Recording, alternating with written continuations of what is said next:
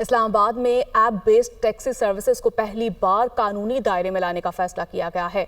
Online ride booking के लिए नए कानूनी फ्रेमवर्क पर मुश्तमिल बिल सेनेट से मंजूर। बिल के मुताबिक ऑनलाइन ड्राइवर्स के लिए अथॉरिटी से रजिस्ट्रेशन लाजिम होगी। बगैर रजिस्ट्रेशन इस्लामाबाद में राइड सर्विस की इजाज़त नहीं होगी। हरीम जदून हमारे साथ मौजूद हैं। जी हरीम, आगाह कीजिएगा।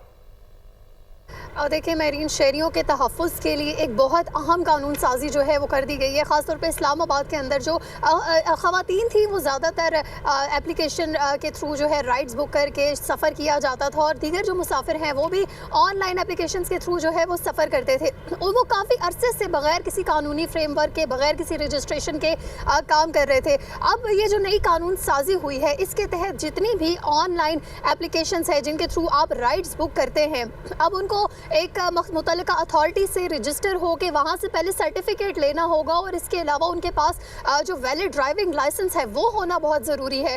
दूसरा ये कि हर साल आप जो गाड़ी अपनी उस एप्लीकेशन से रजिस्टर कराएंगे, उसका फिटनेस सर्टिफिकेट जो है वो भी आपने लाजमी देना है। बेसिकली ये जो कानून साजी की गई है, ये शहरियों के तहफ़्फ़ुज़ के लिए की गई है। ख़वातीन के हवाले से काफ़ी इस तरह की एप्लीकेशन के हिरासानी के भी केसेस रिपोर्ट हुए थे।